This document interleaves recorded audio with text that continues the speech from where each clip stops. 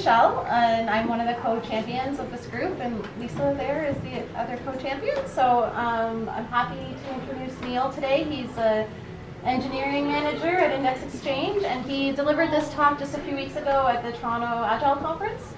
And I know he's local, and I reached out to him and said, hey, can you come do the talk for us as well? So I'll let him go ahead. One thing to know, well, actually a couple of things. This is being recorded, so if anyone has any concerns about potentially being on YouTube, please let us know. Is everyone okay with that? Yeah. Will the recording be shared? Yeah, it gets shared on the meetup. I'm sure it's okay with that. So, and then the other thing is, who there lets us use this room at no cost. We don't have any type of budget, so please, please support their business and order a drink or some food. So that's everything. So Thanks. I'll pass it on to Neil, and I'll try to get to my seat that I was planning to sit at, but I'll just stay here. Viking era archaeology, even for a part-timer like me, is an awful lot of fun. It teaches you to look at cultures, including your own, from a set of very distinct and different mindsets. And this was actually brought home to me earlier this year when I was remembering a story, written down fictionalized tale just after the Viking Age, of a Viking dad talking to his son about how to become one of the great shipping magnates of the time. Let's just go with shipping magnate, okay? And one of the things he says to his son is, in order to get good at this, you need to get out there, you need to understand the feel of the water, the taste of the water, the way the coastlines look from a number of different angles. Because knowing where you are, knowing what it looks like, that helps you understand how you're going to get to where you're going. And that's how you actually win in this game. And this actually came up because my boss was starting to ask me about metrics and what we should be doing for metrics at the company. And metrics are also a compass that you folks are going to use on a regular basis. And hence, that brings us to where we are today and to talk. I'm a fan of Sun Tzu. Sun Tzu reminds us, know yourself, know your enemy. So, me. I have been here in KW since the 80s when I came here to school to be a software engineer. Spent a decade or so as an engineer, got accidentally moved up into management. Spent the last 20 odd years as a project manager, people manager, process manager, you name it, I've done all of that kind of thing. And I'm currently working at a company called Index Exchange, and that's where this actually comes from.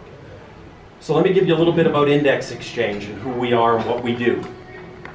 We're an ad exchange. So what does that mean? It actually means I've just had the scariest weekend I have every year. Oh, Black Friday! And Cyber Monday, yes. We'll get into why that's fun, given what it is we do.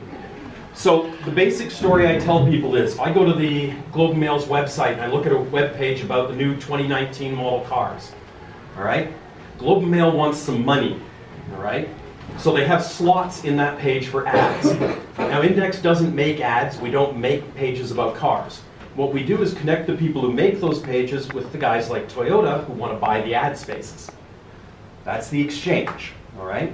So, Golden Mail calls us and says, hey, we've got this Neil guy, here's what we know about him. He's looking at a page about cars, probably means he wants to buy. I got 3 ad slots, what am I bid, what am I bid, what am I bid? And we reach out and talk to the other companies, get those bids, turn them back all before the web page ever appears. So what does that mean? That means we are fast and we are big, okay? In real terms, 55 billion auctions for ads every day. 65 billion yesterday, all right? 650 billion requests per day going out to places like Toyota and whatnot to get ads. 150 milliseconds is how long an average auction lasts, because if it goes much longer than that, you get bored and you go to the Toronto Star. So it has to be fast. And therefore we collect data. About 100 terabytes a day flows through our systems. Not about, interestingly, you people, because we don't actually care about you. The advertising companies care about you, we don't. We care about the auctions, right? Because the more money the Globe and Mail makes, we take a little bit off the top, so the more money we make, right? It's all about maximizing the value to both ends of that spectrum. Because of this, we are engineering huge. 50% literally of our staff are engineers. It's also an insanely high growth environment. We come off multiple years of 100% year-over-year growth. I actually got to relax this year. I was only required to expand my staff by 60%. This was a calm year, okay? Back in 2016, the company went Agile, and as you will of course understand, we're still working on it today. So that's index, that's where some of this conversation and some of my focus on metrics comes from. All right, you need to start with the background about metrics. Why metrics? What do metrics mean, right? And to me, that begins with Lord Kelvin, right? If you can't measure it, you can't improve it. And he's absolutely right. That is one serious reason for doing metrics. It isn't the only reason. We all know that Agile at its heart is an ongoing sequence of experiments. At the end of every sprint, we come up with new ideas to change our processes, hence we're running an experiment. Is it going to be better? Well, if you didn't have a baseline and you don't measure after you've made a change, how do you know if it's better? Metrics. By that same token, there's 5 engineering teams in Waterloo alone. Which of them needs help today? What kind of help do they need? How the heck am I supposed to know? All right, they're always running around doing stuff. And then finally, metrics are all about improving communication. That's the third class of metrics. And for me, that means keep my senior VP the hell over there in Toronto not asking me questions. If I can get the data to him directly, I'm not bothered by him. I can focus on my teams, which is where I'd rather be focused. With great power comes great responsibility. All right, Vikings teach you this. Beware. Beware of what with metrics? Well, the first thing is you get what you measure. If I start throwing a bunch of metrics at my teams about how fast things happen, they're going to make things happen faster, no matter what damage gets done in the meantime. All right? Equally, any given metric can be gamed. These are engineers. They're really good at gaming systems.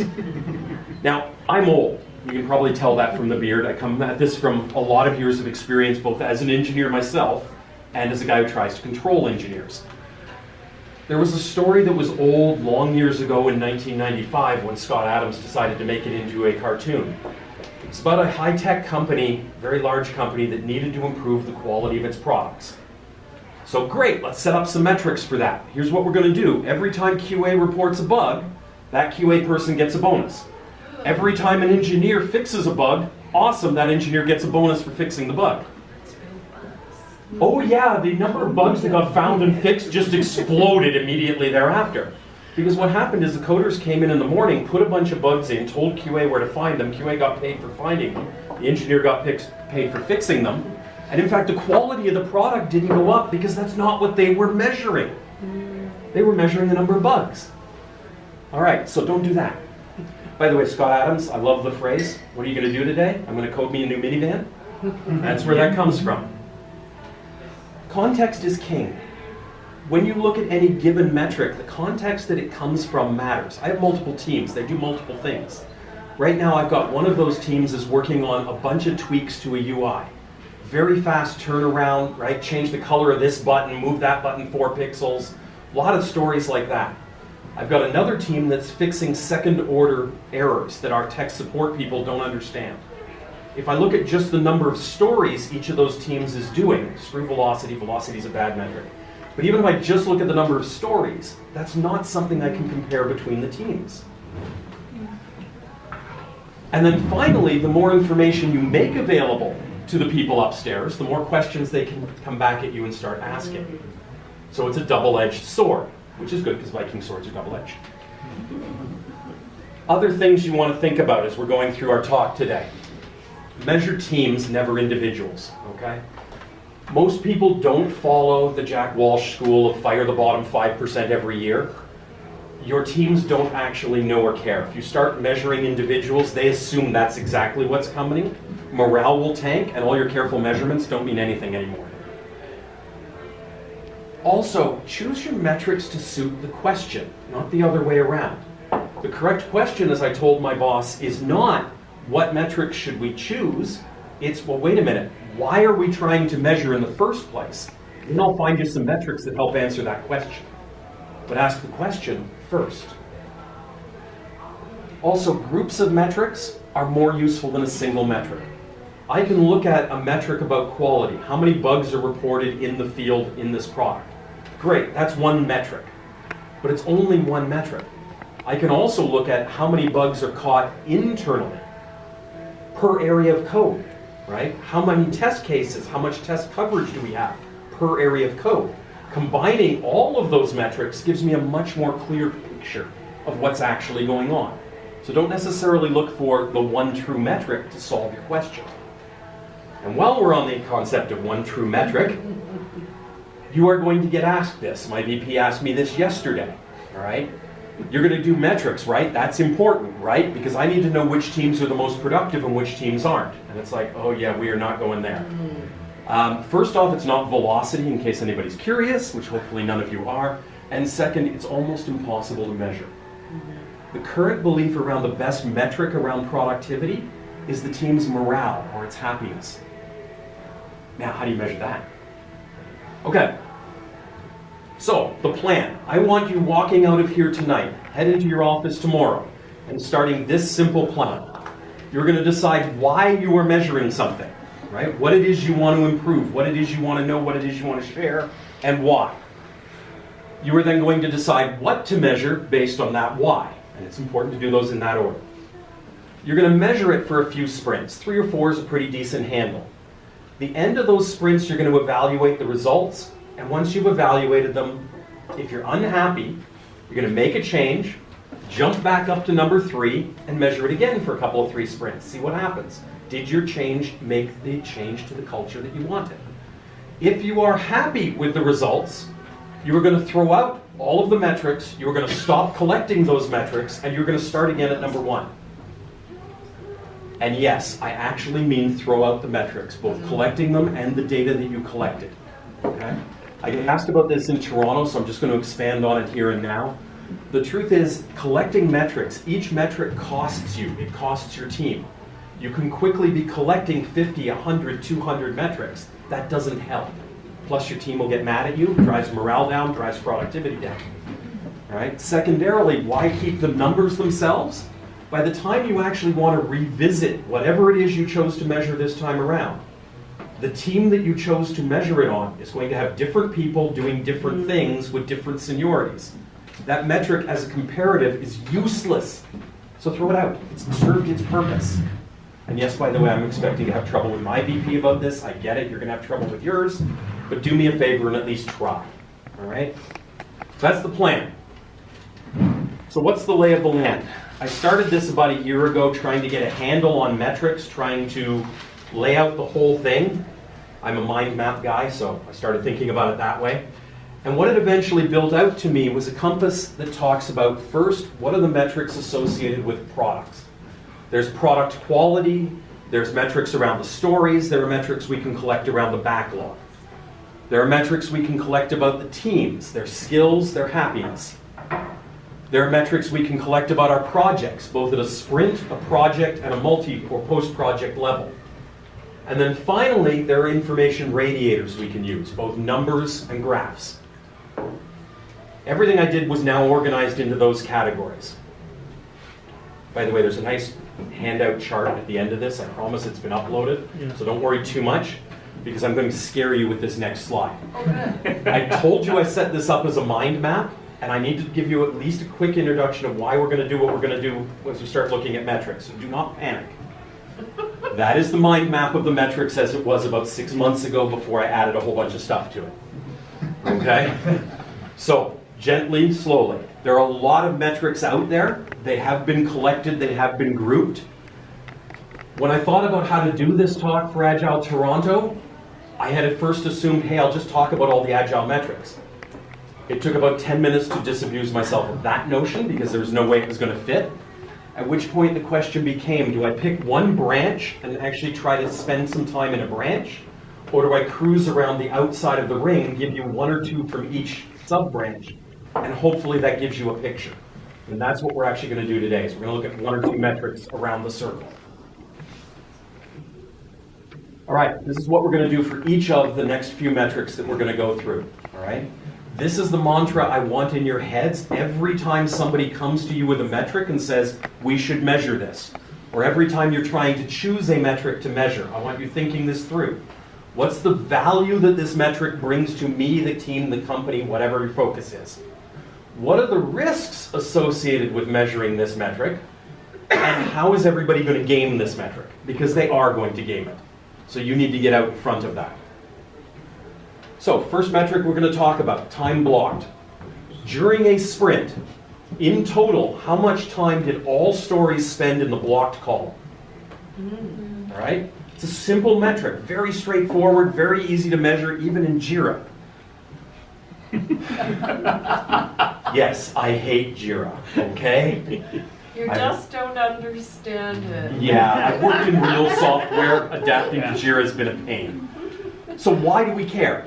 Well, the truth is, if things are spending a lot of time in blocked, your team is spending a lot of time context switching. If they're context switching, that comes with a cost. I've moved story A forward. I put it in blocked. I picked up B. I moved it forward. Wait, I got an answer about A. Not sufficient answer. Back in block B. Block C. Here we go. Right? That's painful. It's also going to hurt their morale. As their morale nosedives, their productivity nosedives. All right? Multiple reasons. Secondarily, it actually points some fingers at spaces where we can make some process improvements. Right? If we start to understand what's being blocked, where it's being blocked, and to a degree why it's being blocked, we can actually dig into that and try to make improvements. Did you want to call out what burger that is? Yeah, it's for Elaine. There you go. Right, process improvements. What are the risks? Hey, we can do this multiple times. I'm good. I can pick it up. It's just context switching, right? Risks associated with this metric. We over-optimize for it. If less time blocked is good, 0 time blocked is better, right?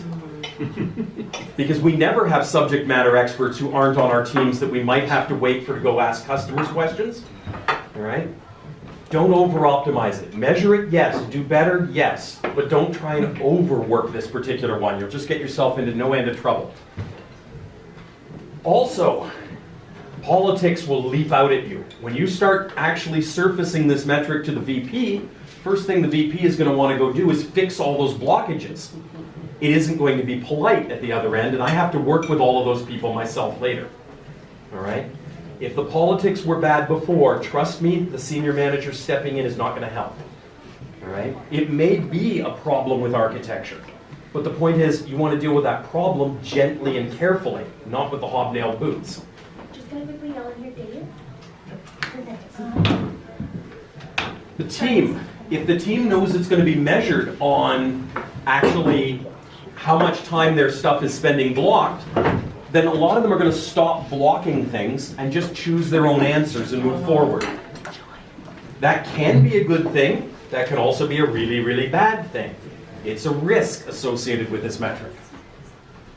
And of course, what games can we play? Well, hey, how many people here have ever had an engineering team run behind? Okay. I can put stuff in blocked and claim I need more information. At the same time, I can continue working on that story. That buys me the time, and when the story is delivered late, it's not my fault because it was blocked on Fred. It's Fred's fault. It's a simple game that you can play. By that same token, the people on the other end can turn it back to you very quickly. I already answered this. Right? It also drives a process of getting quick answers. If they're being measured on how long they keep you blocked, that's not on how quality the answer they produce is in the end. So you're actually training the subject matter experts to send you little tweets with answers because they can do it quick and hence not be charged for it later. So there's your games. That methodology is what I want you walking out of here with. I want you afraid of every metric, right? Particularly velocity. Okay, release frequency. How often do we ship product? What's its value? Speaks to our ability to break up work into smaller amounts. Smaller amounts are more readily understandable, measurable, right? High value to us in that. Equally speeds up our feedback cycle. The faster we get the feedback, the better our product is in the end. What are the risks? Well, hey, if we're being counted on the number of releases, that's not the quality of the release, right? ship it and fix it, because the fix is another release. Yeah. Oops. We also get in those games of, hey, this was releasable, but product or ops or whatever wouldn't let us release it. So now we're pointing fingers again, and the politics comes back. We also could wind up going the opposite direction, with engineers releasing every single line that they change, right? Particularly if we're giving them bonuses on their release frequency. Code entropy. I put this one up in particular because, okay, back up. I'm a huge fan of self-directed teams. When I decided to start doing this as a talk, as a sequence of blogs it looks like now, I actually sat down with my teams and reviewed the mind map with them, and we started talking about things. They also started suggesting metrics I'd never heard of before, which was a lot of fun. Code entropy came from one of the guys on my team, James, actually. This is a measure. At the end of the project, is your code base in better or worse shape than it was when you arrived? All right. Value? Hey, obvious. Are we spending enough time on the quality of our code base, or are we rushing features out the door? Risks? How do you measure this? Right? We can do it with tools like lint, but that only gives us one look. We can do it by asking the developers, but that's subjective. Also, it can easily cause the developers to focus on the wrong goals here, right? I'm old, I use lint, whatever the tool is, it doesn't matter to me. But everybody who's ever used a code analysis tool knows that you can get a whole pile of warnings and spend forever eliminating all of those warnings when most of them don't actually matter. So choosing the right metrics around the quality of your code base for the entropy is important. Games, hey, it's based on the developer's opinion. Fundamentally, we're asking them how comfortable their chair is. All right? It can always be more comfortable. They can always leave the code base in better shape. And they will happily tell you how important that is. And equally, people will focus on the metric, but not the gain that you can get from it. Toil, another one that came out of the team. Particularly useful. I have one team who just picked up a legacy product that needs a few improvements on the UI side. On average, to spin up the development environment, to be able to do that work, takes 2 days per environment. That's toil. It adds no value whatsoever to the company. It wastes developers' time. I don't want them doing it. That's a useful metric to try and minimize. All right? What's its value? Hey, I'm spending high-cost talent on really what's a low-quality or low-paying job. Again, we're looking at a comfort situation here, right? They can always make it better and always make it more comfortable. This one's also a tough one to sell to senior managers. And I don't just mean the ones that sit there and look at you and go, but we're already paying their salary, why does this matter? But toil itself is difficult to sell, right? That cost of trying to do the necessary things before you can do the work they actually want you to do. The games, like a lot of these metrics that we're talking about today, it's very subjective. And if you want to game this, go through that process of, hey, I just had to rebuild and retest this 3 times because I don't trust the development system. I don't trust the test environment, right? That's toil, that's extra work. And let's face it, they're right. If the test system actually gives you intermittent results, that's bad. But it's easy to fake that being the case. Failed deployments, an excellent measure to be able to pay attention to. It costs us manpower to roll out, it costs us manpower to roll back. If we're tracking why we roll back, given how often we roll back, that actually will point out areas to us that have quality problems that we may need to look at. This one's an odd bit, but the more you pay attention to this metric, the earlier in the process the devs start thinking about how they're going to roll this out and how they're going to avoid rolling it back. And that's actually the right time to start thinking about this stuff. Finally, if you combine this with release frequency, you actually get something really cool happening. How often do we release and how many of those are successful releases is actually a really good indication of the stability, quality, and capability of your code and coders. That's a neat little package in 2 metrics. What are our risks? Well, hey, if you're counting rollbacks against me, I'm not going to roll back, right? It's just a little adjustment. We can do that later. We can patch it later, right? Yeah, I see that flinch? I know that flinch. But they're easy games. And if you understand this, you can talk your developers through it. It's just a game. We know why they're playing it. What we want to do is not yell at them because of this metric. We actually want to use the metric to ask them about ways to improve. Remove the reason they want to game the metric. I have a question here. Yeah. How you factor the complexity of the projects? I mean, one release can have like a super feature hard to crack Yeah. down, and another one is So quite is 10% simple. rollback a good thing or a bad thing? Right? On some of our legacy products that have very little in test suites, rollbacks are more common because we can't test it very well. And some of our newer products with awesome test suites, 10% rollback is going to make me very mad. Right? You have to deal with it on a case-by-case basis. But that's okay, that's what we're here for. If it relates to release frequency, yeah, then you know, if you have to do a complicated release, so Yeah. what you That do? will slow you down. You split the release so that you are in the pace of the other releases, or you know. The advantage to reducing your release time, to increasing your release frequency, is you get the sped up feedback. If you're trying to do something complex and it can be broken up, I would argue it should be broken up. Get it out in multiple releases because it's probably not the only thing in that release. And there's value in getting the other things out as well. But I've worked in industries where that's simply not possible. Right? When you're rolling out a new piece of hardware, that's an all or nothing. Right? I can't do that in phases.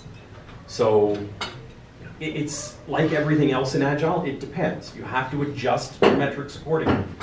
Right? There is not going to be one standard. That was the context is king line. Right? For some of our older products, higher rollback rate is fine. For some of our newer ones, that rate would not be acceptable. And you need to pay attention to it in that way. So if the project has hardware involved, you have like hardware releases, you have from one Can you version to separate another. them? Yes. So then one hardware releases could be easier than the next one. Could so be. then how you use this How do you metrics? compare? You can't directly compare most projects. If engineering software was as easy as building road lane kilometers, right, we could reduce this to a very simple set of metrics. I've been in this industry way more years than I want to think about. And the truth is, we can't even speak to productivity yet, right? We were counting lines of code. Partway into my career, we switched to function point analysis. All right, velocity seems to have creeped in there. Now it's creeping back out again where it belongs. Yes, I don't like velocity, I get it. But the truth is, it's all a question of context. And again, pick your role, Scrum Master, Manager, right? It's up to you to provide that context around these numbers. Can I just add something? What I'm finding as I work more and more with IT people rather than sort of the rest of the world, there's this yearning for the one true thing.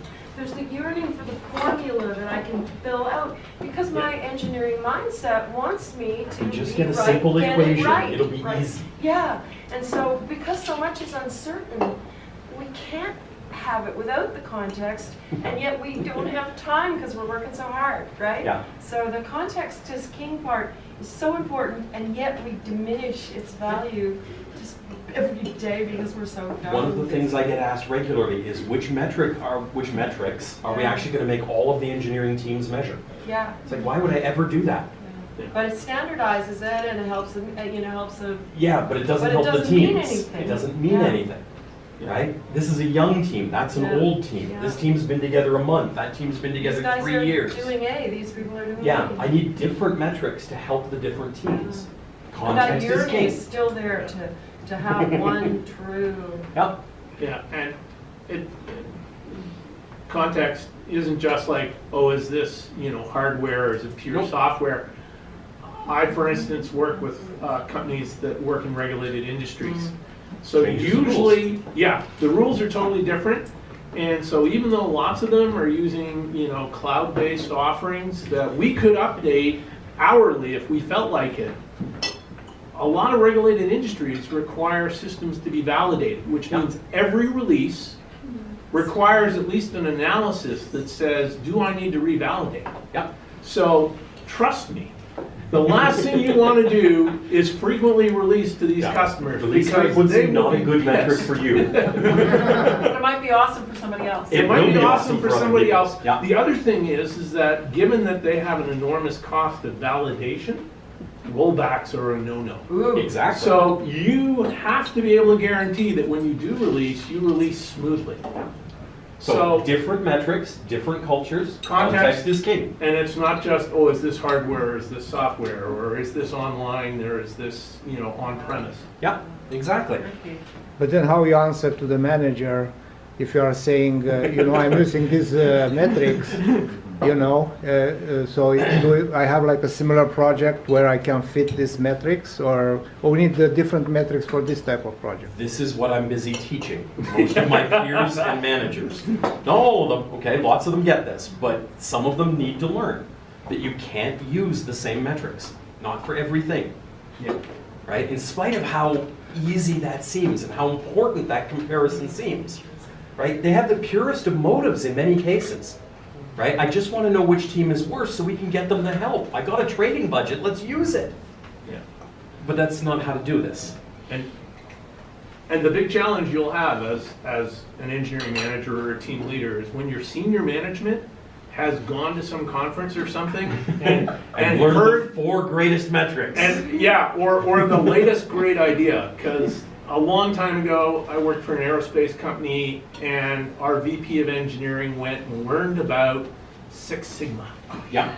Whatever it is. And we killed productivity for 3 months because we started measuring everything. Yeah. And we didn't actually have to worry about gaming. Nobody was trying to game because we didn't have any idea what was being evaluated by the management team. They themselves didn't know what to evaluate, so they decided the shotgun approach is the best one. Measure everything. And that comes back to metrics fatigue, which we talked about earlier. And the thing is even when you can automate the collection of the data, someone's got to analyze it, someone's got to make a decision on it. And that tended to be the people who were actually trying to develop product. So instead of developing product, we were looking at data and producing graphs and having meetings discussing, do these graphs mean anything? So, let's come back. Time to test. This is one I like to talk about on a regular basis. How long does it take to run a test cycle? All right. Value, that directly speaks to how fast you can get a change out in the field.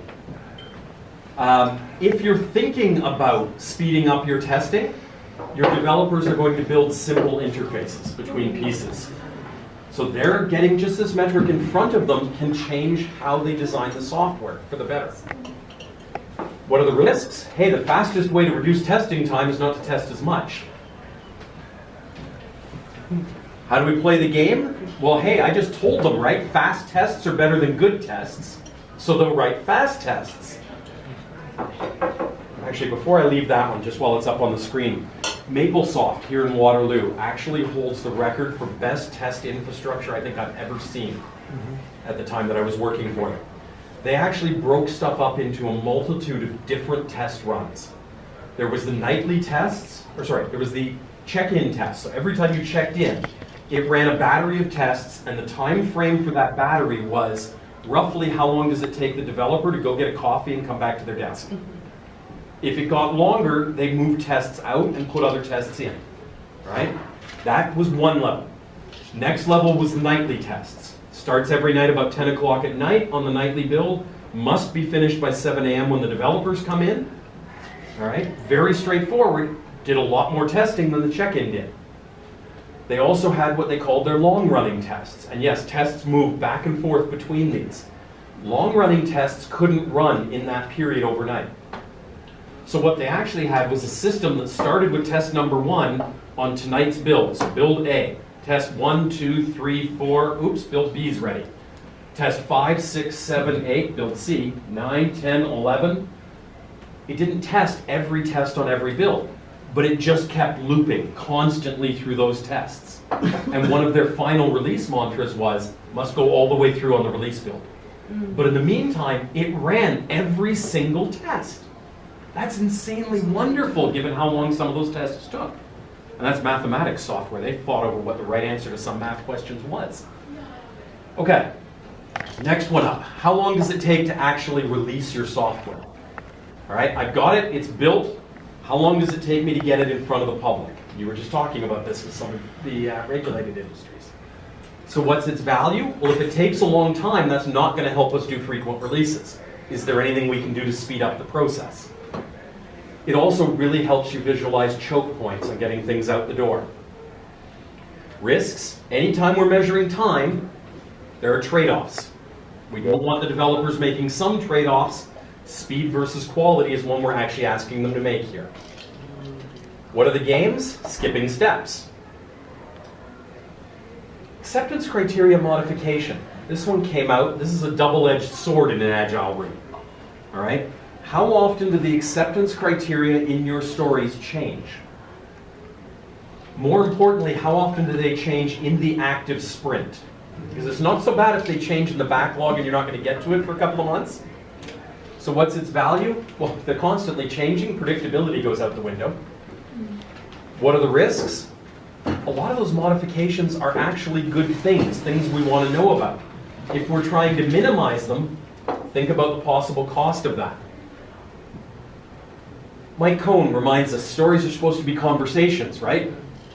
Conversations lead to changes in understanding, acceptance criteria, how we document those conversations. So not all of the changes we're talking about here are bad. Ones during grooming are good. Ones during the current sprint, right as the developers bring out the finished product, are bad. All right, the usual games, the developer screaming, "That's a change," and the product owner screaming, "It was obvious." All right, the pair, pretty standard. Version sizes. You and I talked about this earlier, sir. Right? Some versions are not the same size as other versions. If you actually go to consistently sized smaller versions, that leads to faster releases. Unfortunately, bigger doesn't necessarily mean it's worse. There are reasons sometimes we want to make it bigger. Marketing people love big releases because you can sell a big release. Small releases aren't much change. Why does the customer want it? And of course, the same isn't always needed or helpful. But it can very quickly become a mantra of, we do 100-point releases. They must all be 100 points. And the problem with that game is, well, we have to ship, we've hit 100 points, versus we can't ship because we haven't hit 100 points. Right? The two obvious ways to game the metric. How the quality plays in the version? It doesn't for version size. That's just a completely different measure. And of course, you wouldn't want to use just that and not look at quality, right? Each of these, we're looking at metrics in isolation, and you want to ask why you would use a particular measure. Version size, I might actually choose to measure. I want to look at how big the last year's worth of releases are because I want to increase my release frequency, right? So how big were they, right? Well, what I tried to say, you could have a small version. Yep. But then you can sell to the customer saying, we have this small improvement, but better quality compared with the older version. Yeah, quality doesn't sell so well in the end. Features sell. Just ask your marketing department. Review comments. This is another good one. The value of a review of looking at the comments that are being left in code reviews speaks to the thoroughness of the review that's being given. That would seem obvious. More thorough review, people learn more, higher quality software going out the door. What are the risks? Well, what's the right number of comments to put in a review, right? Does it change with the seniority of the developer being reviewed? How do you differentiate somebody who wrote really good code from somebody who did a sloppy review? Both can produce 5 comments. One of them is a thing we want, and one is a thing we don't want. Both produce the same metric result, though. And of course, there's the question of actionable versus non-actionable comments. I've got a couple of very senior people who do code reviews. Many of those code reviews are, this is fine, we can ship this. Next time you're in this kind of a problem where you're trying to solve this, you might want to go look up a Gibson saddle algorithm because it could have done this in a 1/10 of lines. But don't worry about it for now. This is fine. This will work. That's not an actionable comment, but that's an incredibly valuable comment for the junior person who just wrote that code. Games. If I know that Fred, who I like, is being judged because he's getting too many comments, I'll put the correct number of comments in the code review, go sit beside him at his desk and give him the rest of the feedback. It's easy. You've seen it happen. I've done it. I'm not reviewing code, I'm talking about other. Yeah, other ways, doesn't matter. Reviews. Anybody here who's ever actually been an engineer, if you've made the same mistake at 5 or 10 places in your code, do you want one comment at each place, or do you want one comment that says, fix this everywhere you did it? It's not the raw number that's necessarily what you want. You have to be careful around that. And of course, if I'm being judged on my thoroughness of code reviews, it's easy for me to add lots of trivial comments. Points added. This one we looked at as a radiator, right? So looking at things we might want to share. I'm often asked, okay, here's a project, here you go. How long is it going to take? It's like, 3 months, give or take, right? Interesting question. At the end of the 5 months it actually took, right? What's the difference between what we were originally asked to build and what we actually were asked to build by the time this process finished? That number matters. It speaks directly to predictability. The counter side to it, though, is change is good. All of those extra points, there's a reason for them. Product actually probably had very good reasons for asking for them. Product, however, is not being judged on how fast my engineering department delivers code and whether it meets its time frames or not.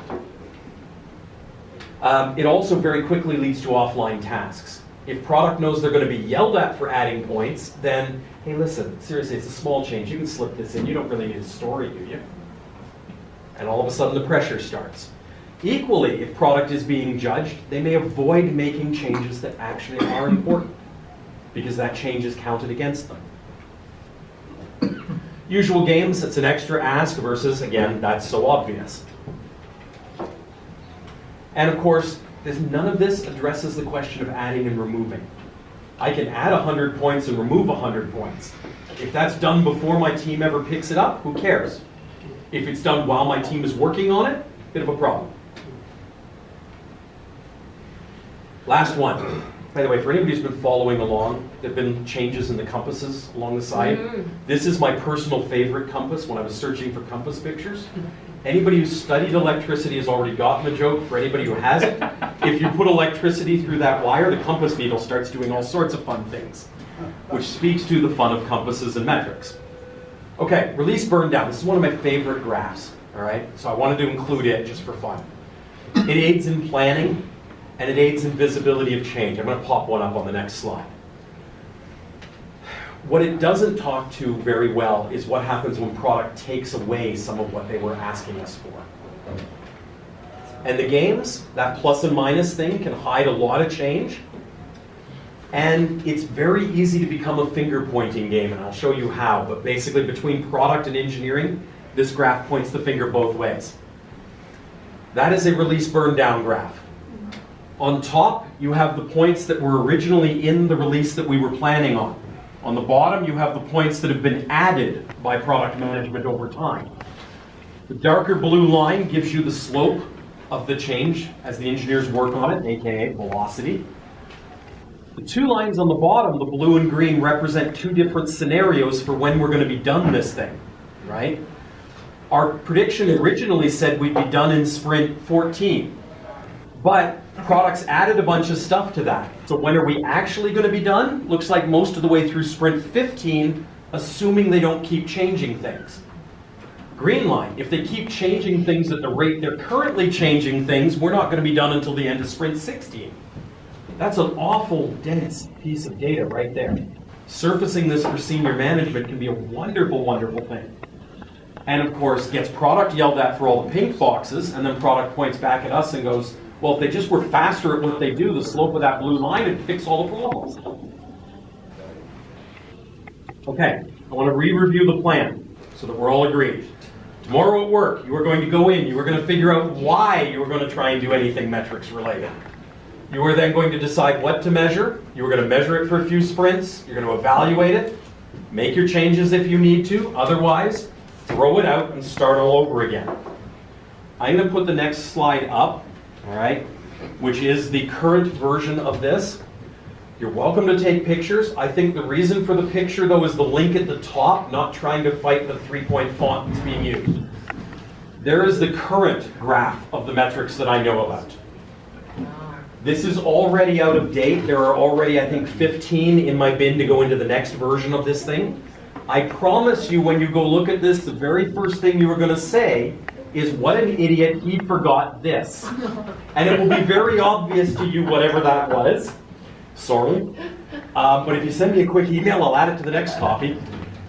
One thing I have really gotten used to over the course of this is there's a couple of hundred metrics on that, and it doesn't even scratch the surface of all of the metrics that are out there. So with that said, and this being up for a little while so you folks can get down that URL at the front, are there questions? Are there things you want to talk about? Neil, I have a question because I come from sort of that product user side. I'm so and sorry. Not a coding person. And the recommendation that I have is, like, if you are noticing something is bothering you on your team, measure the crap out of it and make a chart so that you can help your team discuss, see it, show it to executives, get what you want. What I'm hearing from you is maybe that's not the greatest. It's not a bad thing. Yeah. It's just it comes with the big scary bunting. Because I never thought about the risk. The gaming kind of doesn't usually apply in this. In that kind of, case, it doesn't apply. You're trying to fix something they want. But on the other hand, it will drive a behavior. So we have to be really careful about Which picture that we behavior you draw drive. and who we show it to. Yes. And then by all means, use it, make a change, track it, see that things have gotten better, throw it out. Because my mantra is track it and graph it and show it to somebody. And that's not evil, but understand, if you don't understand what the risks of what you're doing are, it's like grabbing a project and saying, who cares about the risks, let's go. Let's just do it. It's like, no, that's not how we do project management. Thanks, Neil. Yeah. I think one of the things that came up in Toronto was in regard to your That was a lot of fun, the Q&A in Toronto. your aversion to velocity. Yeah. And if I remember correctly, it's more about like using velocity within a team is fine, but it's when you start trying to compare velocity between teams that you have. Yeah. Velocity is a wonderful snapshot. If I look at the velocity of the last half dozen sprints that this team did, and I adjust for a few factors, like whether we're all in Toronto for the Christmas party for 3 days or something, that can give me a feel. I can look at a project. We can point that project with that team, and as a project manager, I got a not bad guess as to how long this would take, assuming that nobody changes anything in it. Yeah, exactly. But that's a useful thing. The problem is I can't take that number and then assign the project to a different team, right? The number's useless. In fact, the numbers on the project are automatically useless when I do that. It has a value, but the context of that value is king. It's absolutely critical. If you remove the context around that number, right, you've lost it. And it also raises the issue of how stable are your teams? Because I work with many customers who seem to think that, teams are just groupings of fungible resources. So, I've got, 60 people and they're arranged in 10 teams, but they're different teams every sprint, and then you try to explain to them that the velocity measurements are now utterly useless. Well, because the only value is because we were measuring the same variables, but you're changing all the variables. I came into Index Exchange about 18 months ago. Most of the people, almost all of them, that I worked with at the beginning are still there. Even if I had those people in the same team, would the velocity that I had back then matter now? No. So forget everything else, the people themselves are growing and changing. Their team capabilities, their personal capabilities, it all changes. So it's got a strictly limited lifetime, the number does. And that's not evil, it has a purpose, it has a use. But for pity's sake, keep the context around it, because otherwise you're just headed for a world hurt. And it is. It's the first thing people turn to when they want to do productivity comparisons. And it's a terrible tool for productivity comparisons. I mean, anybody can know this. My teams and I laugh about it all the time when it ever comes up, right? Because my teams have offered to double their velocity as soon as I tell them to. They just change the numbers. They're just going to change the numbers, yeah. They're not going to work any harder. Yeah. Yep. What if something is hard to measure? Can you use some empirics or your guts to figure it out? A lot of things are very hard to measure. Consider morale. Consider the question of morale versus happiness if you want to dig in and have some real fun. You know, do you want to use, who does the Q12? Gallup. Do you want to use the Gallup Q12 system, or do you want to use the military's morale system? Or do you want to use asking your team how happy they are on a scale of 1 to 7? Right? It's all designed to get the same data, but it's very hard data to pull out. It has questionable value, but it's critically important. Knowing to a degree how happy my teams are, that matters. Most of them, by the way, they actually measure this for themselves using just a how happy are you on a scale of 1 to 7. Interestingly, most of the teams also use a how stressed am I feeling? Because they can actually be happy and stressed, or unhappy and stressed, or happy and unstressed. And so those are sort of two different axes of measurements. That's neat. Sometimes they even share the numbers with me. Did you have a situation when you gave up to a matrix because you could not measure? Probably. I can't call one to mind. But the truth is, again, it's every metric has its risks, its strengths, its weaknesses. Every one. There is no good metric. There is no, yeah, by the way, if you Google this, you're welcome to it. You will find 50 articles that tell you the 4 perfect metrics, the 5, the 6, the 10, the whatever. Yeah, they don't even agree with each other. And there's a reason for that. They all have strengths and weaknesses. You had one. So again, in the previous slides, in isolation, That's how you find me, by the way. very good description of risks and gain potential. In isolation, and you said it several times, yes. as they stand on their own. Have you found a balance of metrics which, when used together, provide a good compass or a good? Not that I'm asking you for. I'm not asking you for your secret sauce. I don't It's have a gonna be secret different. sauce. It's Context okay. You is can gonna ask be what you changed, want. But have you gone to now within your teams, within the context of what each team is doing, what 3 or 4 metrics are working for this? And the reason for that is, what underlies the question you just asked me is an assumption that we all agree on why we're trying to measure that, what value we're trying to get out of it. The truth is, each of my teams are measuring different things right now because they're after different changes, different growths. They have different goals, right? The managers and I as a group are actually trying to collect a few metrics. One of the ones we're looking at are the rollbacks and release frequency and test code coverage. The reason we're looking for that is we're actually hunting for problems. So by collecting the metrics, we're actually hoping to be able to look at it and go, there's a couple of problems there. Great, let's zoom in, put a couple of good metrics there, and then explore that, make some changes. So that's one of the reasons one does metrics, is just plain exploratory. I want to look at a big picture, and I want to see what needs to be, where the problems lie. And then there's the metrics that I want to surface to my boss, right, who wants to know, really, what's the probability this stuff is going out on time, right?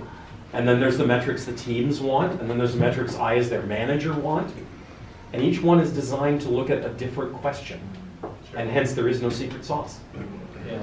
And boy, does that disappoint people. No, I guess my question just comes by, like if I were to say I had to leave and I missed the end of the presentation and I just saw slide after slide, I'm thinking, geez, like I'm not gonna try to measure everything because everything can be gained. There's a risk with everything. Yep. So my thinking was like, if you put a smattering, a small, like 3 or 4 together, a complementary, a quality, number of releases, customer, like, so you kind of get like a... That little basket of release frequency, release rollback percentage, code coverage, right? A couple others that we're fighting over. That's not a bad get a feel for how things are cluster. I get you gotta drill it. But it's an overview, right? Like that's all Yeah. it's doing is giving me a rough feel so I know where to focus. Understood. Yeah. To expand on that, are there resources that provide, you know, these kinds of, say, patterns? You know, if you're looking for this, these are the kinds of metrics you'll want to, you know, the set of metrics you're going to want to investigate. If you're looking for this, you know, kind of... I haven't seen it. And it's why I tried to organize them the way I did, was because it allows me to focus areas.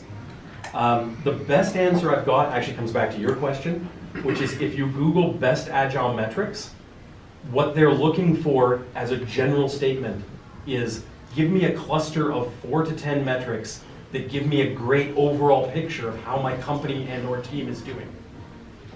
That seems to have a consistent theme. But for the rest of it, it tends to be somebody wrote a blog on understanding the quality of your code release. Here's the 5 metrics I use and why I think they're the best. And it tends to get very focused very fast. Other questions? I have one over here. Yep. Just from your own experience, do you have any tips for dealing with the senior leader who's got a lot of different departments or a really big department and wants that dashboard? You know, they just want to be like team A, B, C, D, and you know, you're 70 and you're 86 and you're, you know what I mean? Like, Yeah. how do you talked about educating? Any tips for educating those leaders? Oh, you're gonna hate me. It depends. No two leaders. Yeah, I know. My wife hits me on a regular basis. Yeah, the truth is, no two leaders are the same. Right? So, you know, I've got one VP at a previous company who was dealing with a CFO. The CFO always wanted to know, well, if we give you extra headcount, what do I get for it? Okay, so guess which metrics that VP we cared about, right? I had a VP who came out of education. He really wanted a cluster of metrics about what the teams knew, what their skills looked like, right? It really depends. A lot of them want a good feel for how the projects under their control are going and where the problems are so they can go help. The fact that you don't want them to help is a separate problem. But that's really what a lot of them are looking for, is show me where the problems are, highlight the problems. They'll ask about productivity, but it's actually the problems they're hunting for. So what is the biggest bottleneck? Where? At MapleSoft, at Index, at... Really good It context. depends, I guess. Context. Sorry, it depends. You Say got Apple. Say Apple? Yeah. Music, I've never worked there. I personally think Steve Jobs was their biggest problem. I have my vision. Thou shalt follow my vision. Is that great? But I don't like his vision. I find Apple products incredibly frustrating. Other people love them.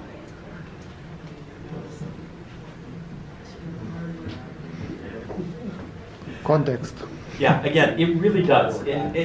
As you begin to explore, I mean, the funny part is even consider Index Exchange. Toronto office, Montreal office, KW office, 3 engineering offices. You've been to all 3, they're all different. But they're all different. Yeah. In fact, within Toronto, where the majority of our teams are, there's completely different subcultures. Right? Each of our divisions are different. They have different problems. They have different choke points. Yes, it's unsatisfying. I know, it's like cotton candy. It looks really pretty. Where is the silver bullet? I have no idea, but if anybody else finds it, let me know. But I come out of, my original career was journalism, and I used to maintain that there are stories in the numbers. Mhm. And so if you have those numbers and you can draw a picture of it or you can gather it up, you can tell the story Yes. that will give them the answer to the question they have or give you But- the power to influence them. Because you And give there's me a an but. opportunity to drive this home. At no point in that career as a journalist did you start by collecting the metrics. The first thing you did was you chose what you wanted to write about and you chose appropriate metrics to that topic. Yeah, So you actually have to start back there. yeah. But why are we writing this story? You got it. The Agile question of the day, why? Yeah. It's not just for stories anymore. All right, that was a shorter Q&A session than Toronto. They kept me going for ages. Or nicer in case you want to leave. True. All right, they're all yours.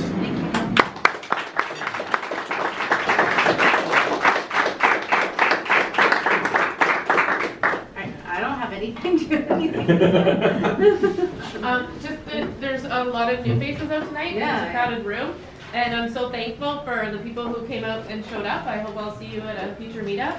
And the lively discussion and the amazing topic. It just felt like a great night. So thanks, everyone.